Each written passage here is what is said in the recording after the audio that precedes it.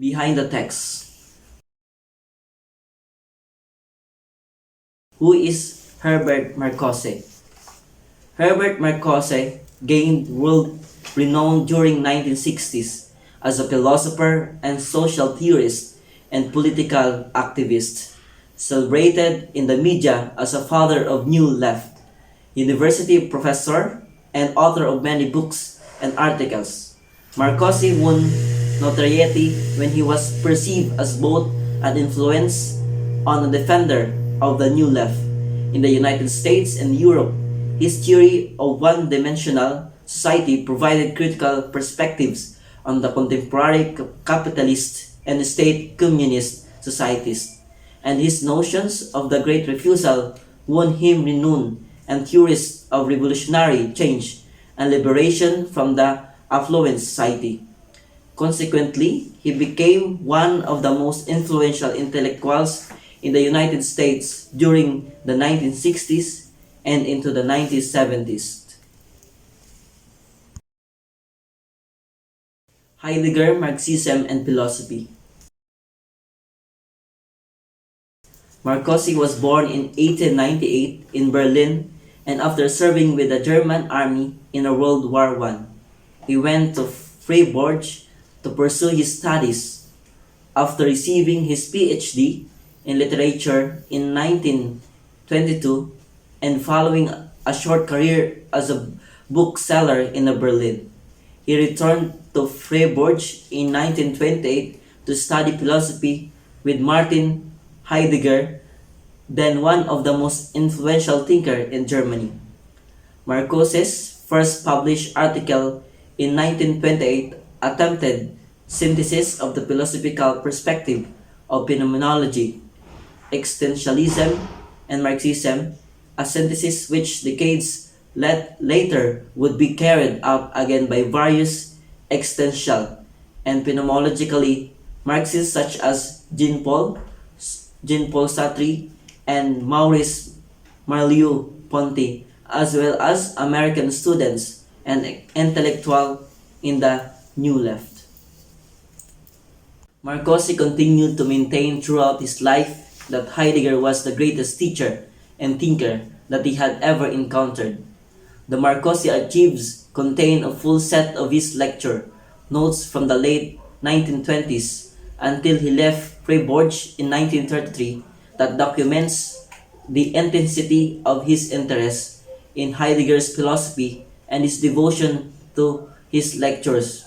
Yet Marcuse was highly dismayed concerning Heidegger's political affiliations with National Socialism, and after completing a habilitations dissertation on Hegel ontology and theory of historicity, he decided to leave Freiburg in 1933 to join in an Institute for Social Fortune or Institute for Social Research, which was located in Frankfurt but which would soon open branch offices at Geneva and then Columbia University, both which Marcuse would join.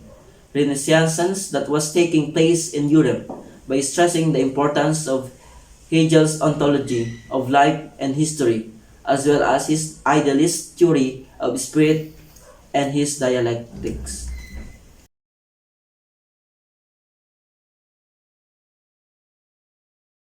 Critical theory of society.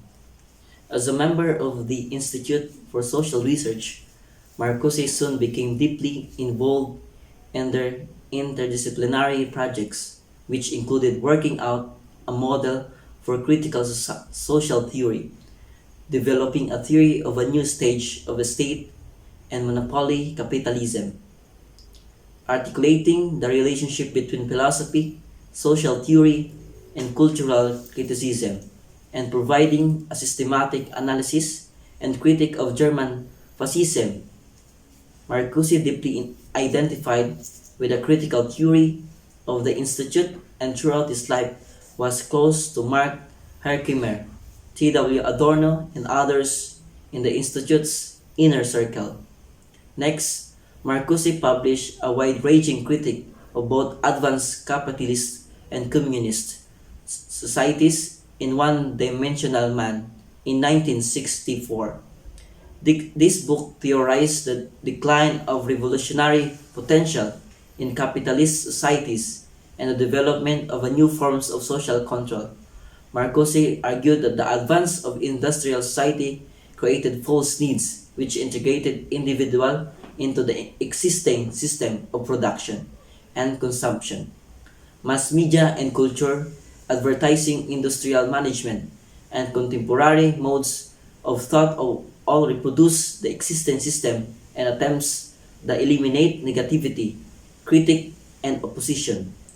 The result was one-dimensional universe of thought and behavior which they vary aptitude and ability for critical thinking and oppositional behavior was withering away. Marcuse's legacy. Since his death in 1979, Herbert Marcuse's influence has been steadily waning. The extent to which his work has been ignored and progressive circles incurious, as Marcuse was one of the most influential radical theorists of the day during 1960s, and his work continued to be topic of interest, controversy during the 1970s, while the waning of the revolutionary movements with which he was involved helps explain Marcuse's eclipse in popularity.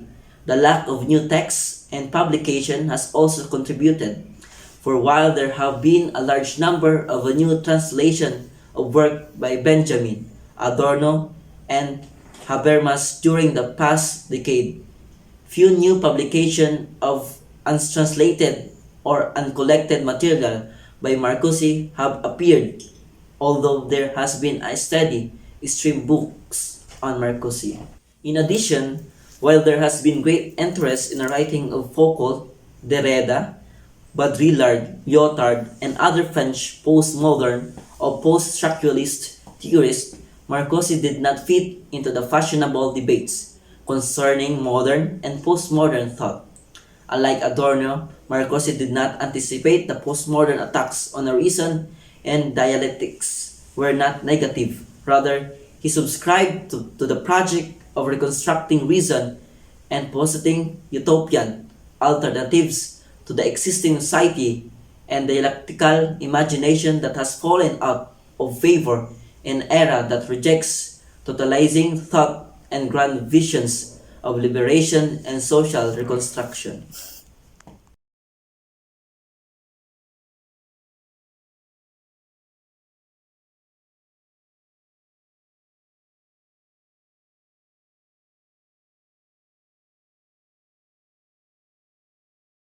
Hello everyone, I am Winston Kilaton. Before anything else, I am wearing this white headband as a symbol of today's main topic, In Search for Freedom. In his 1964 One-Dimensional Man, Studies in the Ideology of Advanced Industrial Society, neo-Marxist philosopher Herbert Marcuse of the Frankfurt School describes the state of society under capitalism. Marcuse introduces the concept of the one-dimensional man as someone who is subjected to a new kind of totalitarianism in the form of consumerist and technological capitalism. Rationalism for Marcuse is a form of oppression which denies the possibility of change. Marxism traditionally relied on discontent which arises from internal conflict as the motor for historical change. The problem with the 20th century capitalism, according to Marcuse, is that conflicts concealed by mass consumer society in a manner which precludes change. We are a type of blissful slaves, willingly obeying a system which keeps us distractedly entertained and numbingly sated. A man under capitalism is one-dimensional, since he bears no trace of the conflicts which make him multidimensional and capable of change. This is why Marcuse believed that people under liberal Western capitalism are no freer than people under totalitarian rule. Their oppression is just transparent. capitalism is enslaving us softly, not by means of violent oppression, but rather through comfortable temptation.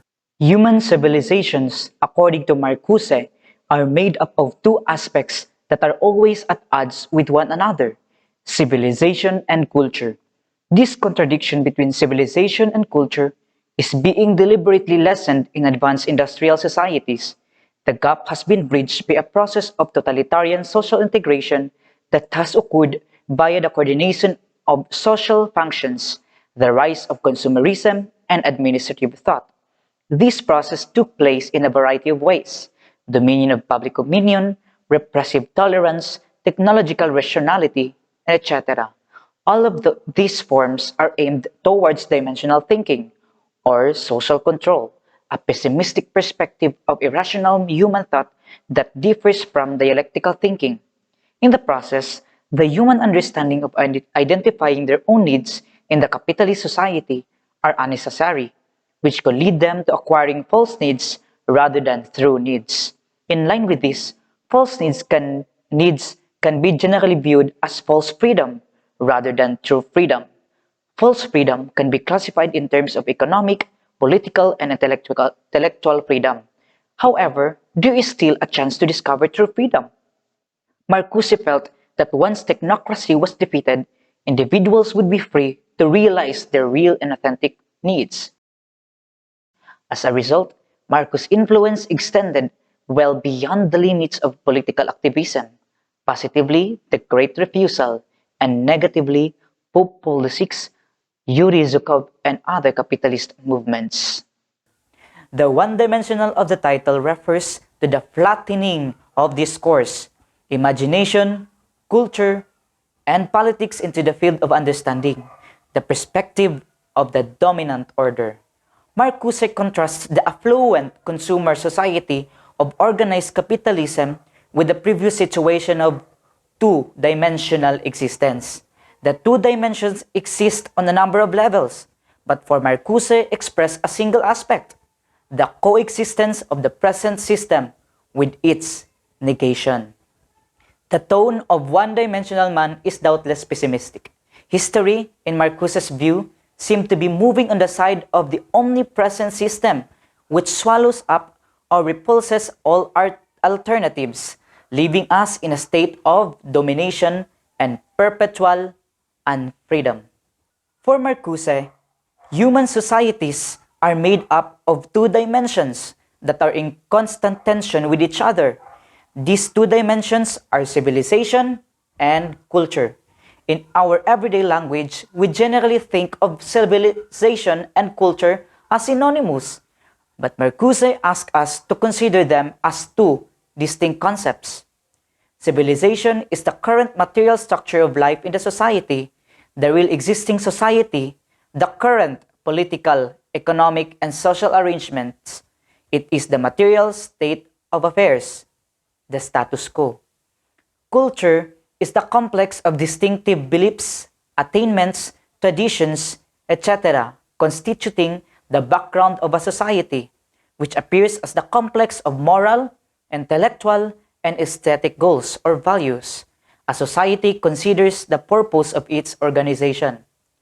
In the advanced industrial society, this tension between civilization and culture is systematically reduced. The tension is reduced by a type of colonization of the actual content of the culture. This difference between two dimensions, the gap between them, is for Marcuse crucial to the possibility of social change. According to Marcuse, the gap or separates the possible from the present, making it possible to imagine situations radically different from the current system. The elimination of the gap makes it impossible to think beyond the system's frame, thus making it impossible to think of alternatives except as repeating current social relations. The two dimensions produce a gap or distance between them, what can be thought and what exists, a gap in which critical thought can flourish.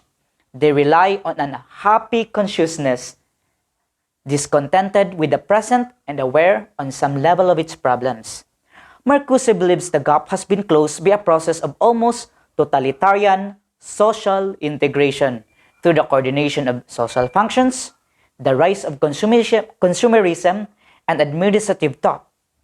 Marcuse portrays this process as happening in a number of ways: the dominion of public, the repressive tolerance, and the technological rationality. One of these is that consumer culture infiltrates life worlds and public opinion, such as the mass media, comes into the private sphere, the system's perspective comes into the home through television, radio, and consumed goods with particular messages.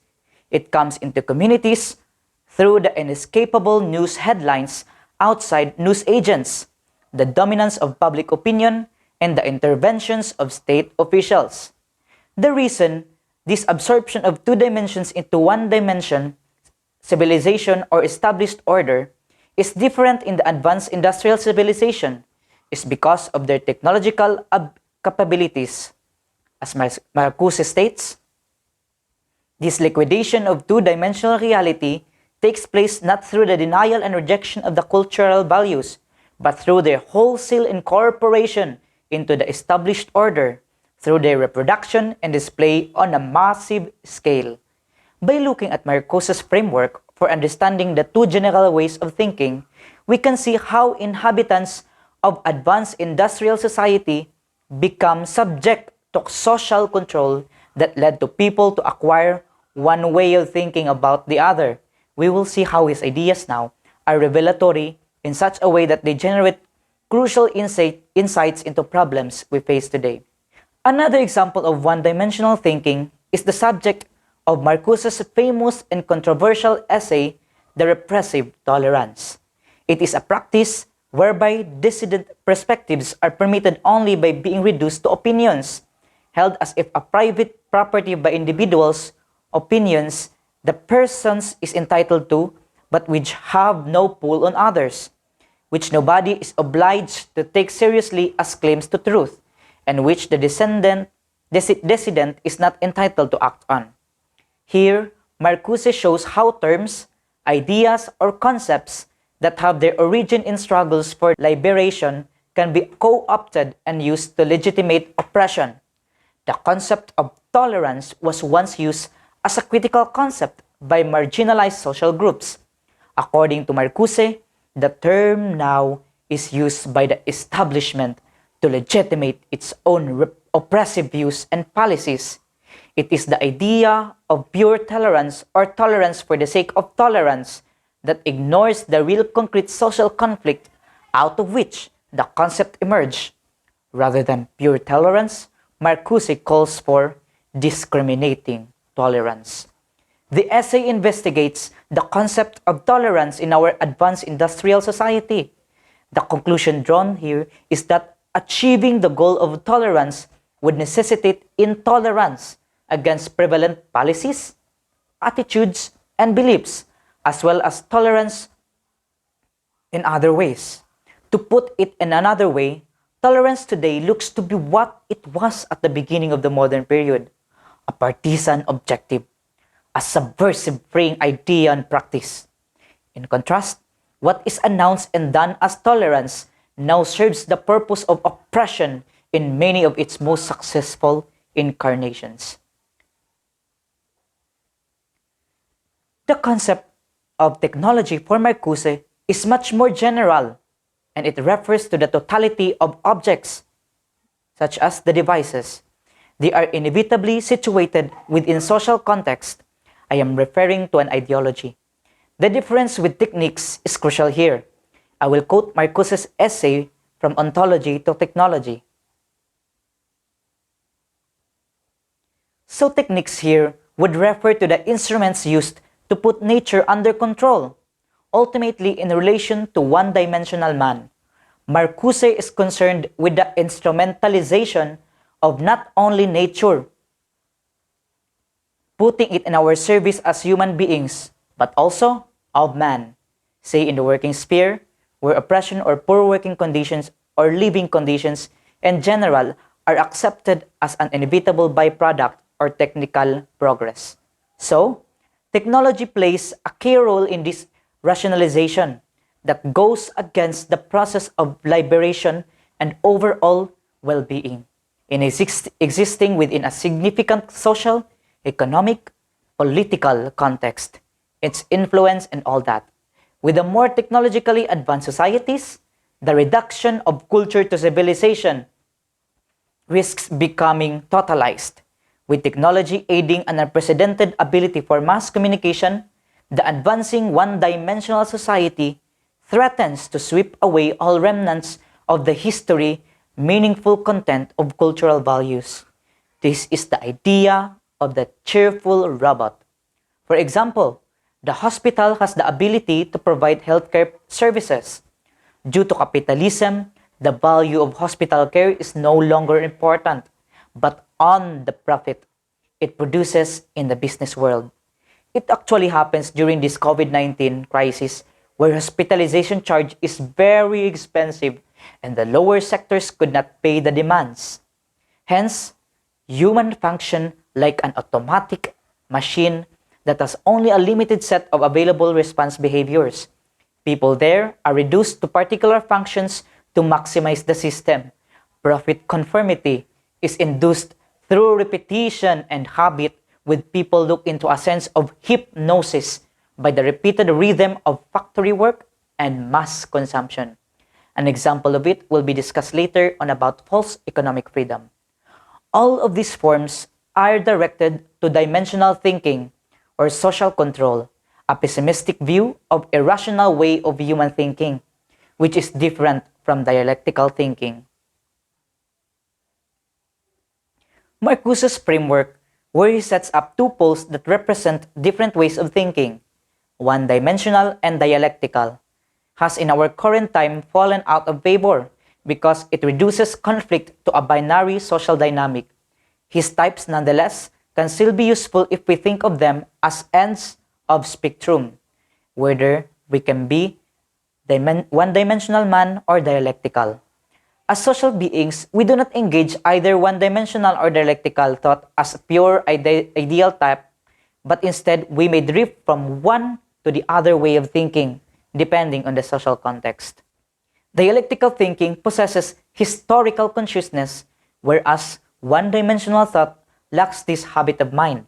Marcuse states that historical consciousness discovers the factors which made the facts, which determined the way of life. The one-dimensional type, however, cannot get beyond the given. The current status quo of the civilization reflects the prevailing economic, political, and social ordering of things. Thus, we see that one-dimensional type lives in the dimension of civilization and not of both civilization and culture.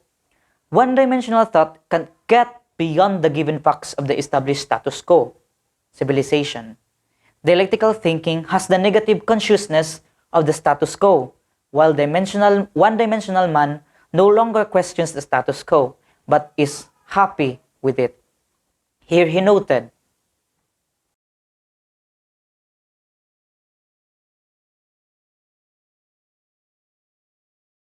as the two-dimensional man or two-dimensional way of thinking and activity is reduced to a one-dimensional way of thinking and behavior, we notice that one-dimensional type becomes more dominant. In the meantime, the current human understanding as one-dimensional or identifying their own needs in the capitalist society are unnecessary, which could lead them to acquiring false needs rather than real needs or true needs.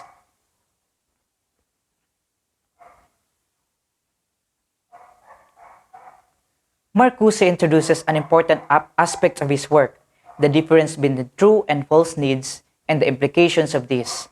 He notes that needs are always historically developed and also socially developed and constrained critical standards. That is why, while there are basic needs or biological aspects to needs, such as food, shelter, clothing, and nourishment, the manner in which these are met are historically and socially constructed.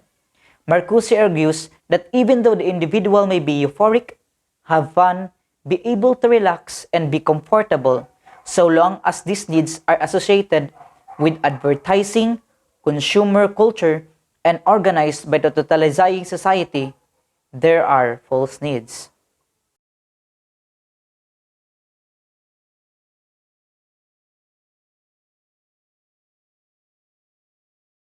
Marcuse argues that advanced industrial society created false needs, which integrated individuals into the existing system of production and consumption via mass media, advertising, industrial management, and contemporary modes of thought.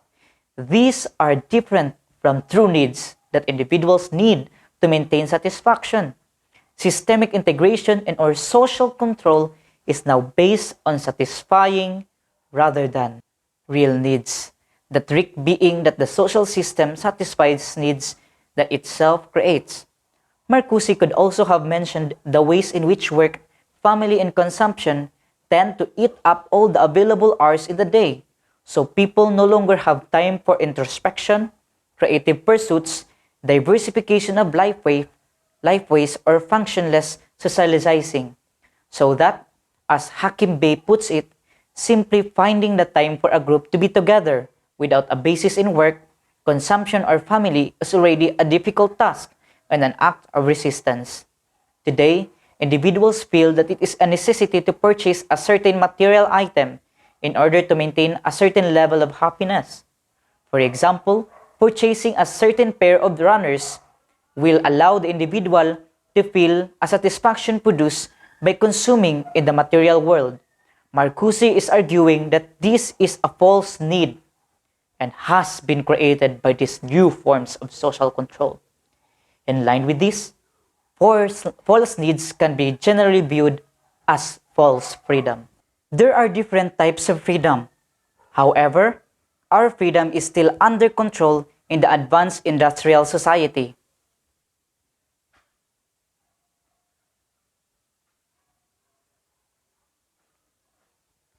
Economic freedom.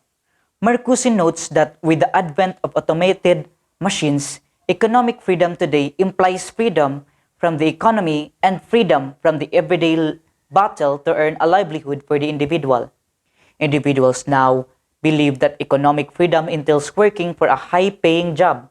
Marcuse contends that this is not freedom, but rather another type of social control. As we accumulate capital riches, we invest the proceeds in other areas of social control. Political freedom. Marcuse says that political freedom is liberation of persons from politics over which they have no effective control. Marcuse is implying here, I believe, is that individuals feel compelled to support and believe in a political party. In fact, does your political leanings have an impact on your day-to-day life? Intellectual freedom. This form of liberty would include rehabilitating individual thought, which Marcuse says has been tainted by public opinion. Marcuse acknowledges that even ideas like free speech are subject to new kinds of social control.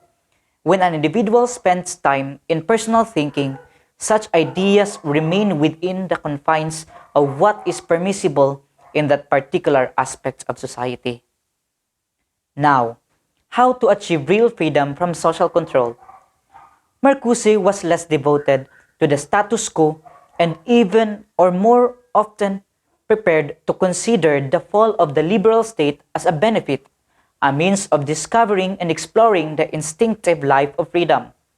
People's power would allow them to break free from the infamous mind-forged shackles. Marcuse felt that once technocracy was defeated, individuals would be free to realize their real and authentic needs. What the people truly desired could not be limited to election voting or other public organizations that allegedly documented and confirmed public sentiment. However, there is something unpleasant about Marcuse reminding his readers and fellow citizens that they are imprisoned in the coils of ersatz satisfaction and ideals, a state that the author is aware of. Despite his harsh criticism of technical rationality, he continues to see it as ultimately progressive, as symbolizing the triumph of humanity's battle against necessity or nature, a stance that appears implausible in light of subsequent ecological criticisms. To overcome domination, he proposes the idea of negative thinking, the two-dimensionality, or the dialectical thinking. Nonetheless, the term negative does not indicate bad, but rather negation in a dialectical sense. The impacts of Marcuse's philosophy, the Great Refusal. At the height of the long 1960s, Marcuse surveyed the revolting societies. In an essay on liberation he wrote,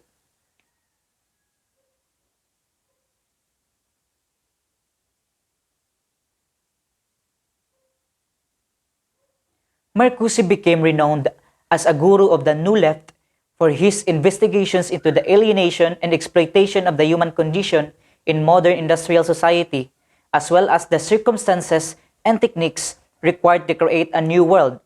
In many respects, his study provided a counterweight to the eruption of demonstrations and struggles fronts that developed in the 1960s.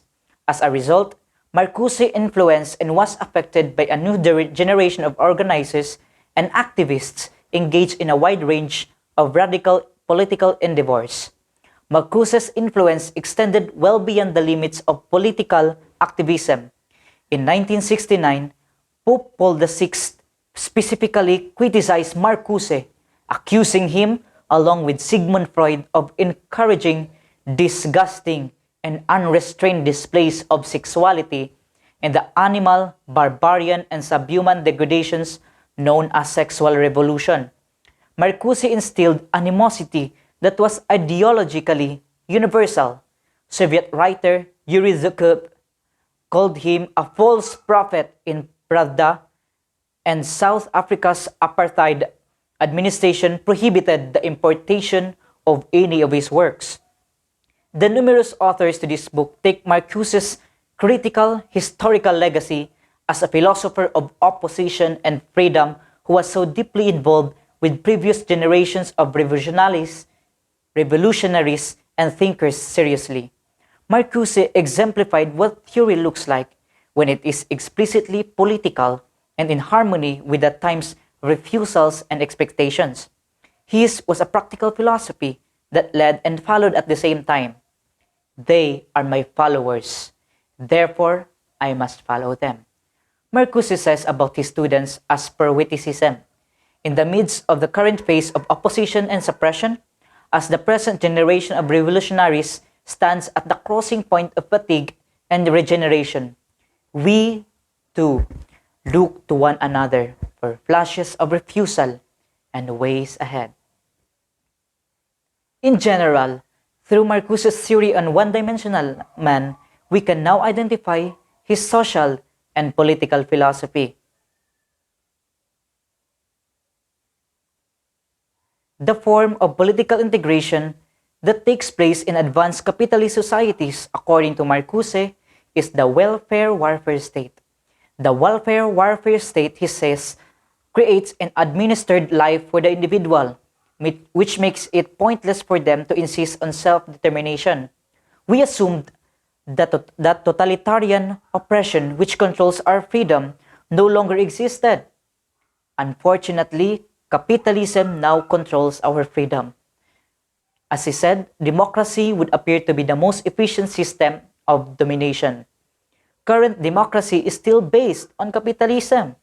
Marcuse believes that Western democracies are not really democratic because individuals are silently discouraged from thinking critically and persuaded to make choices that in any case remain within the systemic norm.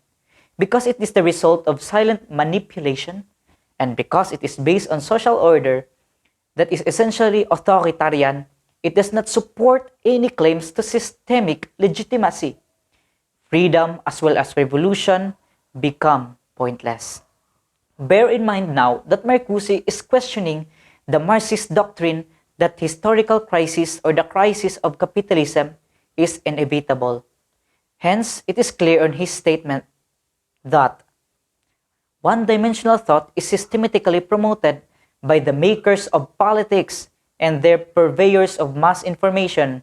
Their universe of discourse is populated by self-validating hypotheses which insistently and monopolistically repeated become hypnotic diffusions of dictations.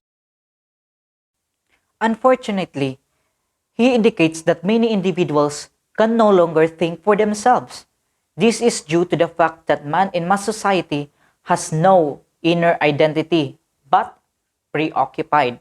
He believes he is happy or he could have just turned uncertain.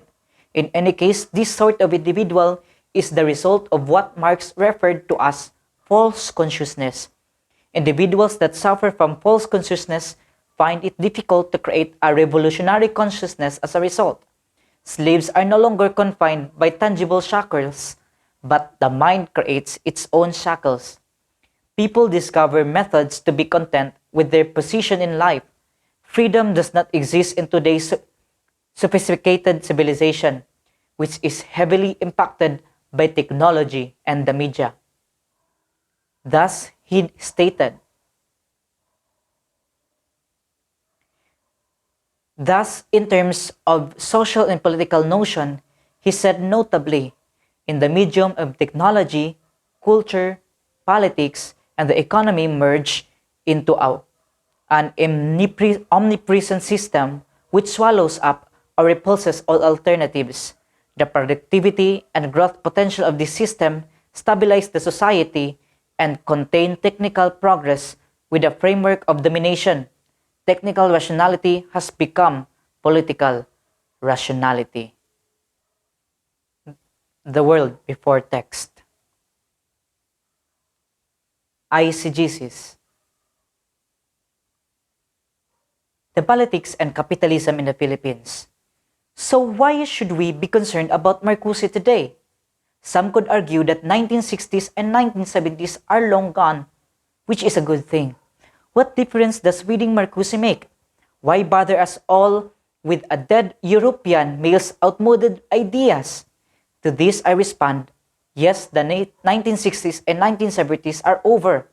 Yes, Marcuse's thinking emerged from this historical and cultural context that is extremely different from the socio-economic and political reality we find ourselves in today. And yes, Marcuse had some really doubtful views. Nonetheless, in response to the question, why should I care? There appears to be a persuasive response. Marcuse's insight is revolutionary in that it provides us with a new perspective on numerous difficulties in our society. Even if the times have changed, we can still state that we live in an advanced industrial society where capitalism rules the global system. The inhabitants of the advanced industrial society are prone to, as well as the forces in society that led people to acquire one way of thinking over the other, are enlightening in such a way that they yield important insight into problems we face today. Forces can utilize justice as a significant historical notion to convert it into its total opposite. If we saw political advertisements in which the state colonized the notion of justice and used it to push objectives that were really working against the genuine meaning of the word in a culture, we would be witnessing the systematic decrease of the conflict between civilization and culture. According to Marcuse, the result is the familiar Orwellian language, peace is war and war is peace, etc., which is not confined to terroristic totalitarianism. Not thinking on the hidden meaning of the notion of justice, while having a passion for it, after all, we are taught to love such things unneeded, which opens the door to a certain risk. We may be led by a misguided understanding of justice to enact a fundamentally unfair reality. The human rights situation in the Philippines eventually degraded in 2020. President Rodrigo Duterte's violent war on drugs, which has been underway since he took office on June 2016, has primarily targeted underprivileged Filipinos in urban areas. Thousands of extrajudicial killings have been carried out by the police and unidentified gunmen associated to the authorities. Killings escalated drastically during COVID-19 lockdown. increasing by more than 50% from April to July 2020 when compared to the preceding 4 months. For the most part, these killings have gone unpunished. He has often attacked and rejected organizations who condemn the war on drugs, accusing them of weaponizing human rights, such as the ABS-CBN network. The government allows us to express our ideas, thoughts, and sympathies. Nevertheless, our freedom has been constrained to the point that we are weaponizing our own rights, despite the fact that they themselves use it. Great critics of the terrible war on drugs, such as activists, have already attempted to critique the system, but have been unsuccessful due to political assassinations, threats, and harassment. As a result, leftist activists and human rights activists have become prominent targets of physical and online assaults. This is an illustration of Marcuse's point regarding social control through public opinion, manipulation. The military, public security services, and police have aggressively utilized social media to disseminate threats that have resulted in the deaths of tens of red-tagged persons in the last years. As of now, the 13th administration's approach to the COVID-19 outbreak has been headed by former military leaders who have used police backed up by the military, resulting in grave human rights violations. The COVID-19 law approved by President Duterte on March 24, 2020, punishes the dissemination of false information with up to 2 months in jail and a million or 1 million peso fine. This rule has been used to limit individual freedoms in lawsuits brought against social media users, including journalists who have criticized or even mocked the government's conduct. It is not just politics that dominate society, but also capitalism, which is the heart of the scheme. This is associated with the COVID-19 problem. If Marcuse was still alive today, he could argue that while the COVID-19 epidemic was a cause for the current global crisis, capitalism is to be blamed. As the epidemic progressed over the previous 2 years, we saw several instances when political and business interests were emphasized. First, the flood of healthcare supplies such as bodysuits, gloves, face masks, and face shields, as well as the procurement of the Sinovac vaccine, whose efficiency rate is quite low, demonstrate how the government favors China politically and economically. Underdevelopment theorists such as Frank, Wallerstein, and Amin claim that the best solution to solve capitalism's issues is to replace the capitalist world order with global socialism. It is tempting to assume that without capitalism, we can create resilience, better handle calamities, and prevent large losses in resources and life in general. The concept of Marcuse's critical theory can be effectively applied in the seminary context. Most people nowadays could not find their real identity in this world. In most cases, some of them already committed suicide, while others are frustrated in life. When they get tired, they resign from their work and relax for a bit in order to search for happiness and contentment. After being aware of their life, they detach themselves from the worldly allurements and focus on the spiritual consciousness. This is the reason why seminarians open the gate for adult vocations. Some adult vocations were being controlled by society, with their boss, daily schedules, and monotonous activities. The social control of the society is manipulating their lives, and so they could not have the time to think critically for themselves. They thought that the seminary can help them find their freedom and discover the authentic truth within themselves. After refusing the domination of the status quo, they realized and discovered the real freedom they were looking for. However, even in the seminary, some still thought that their freedom is still controlled by money. It is very important to note that capitalism uses money to dominate and control the society in whatever means. In the end, we could not find freedom. because all the dimensions of earthly living are still in the hands of capitalism. Even though it is inevitable, individual great refusal is not enough as long as capitalism is the basis of the society for the development.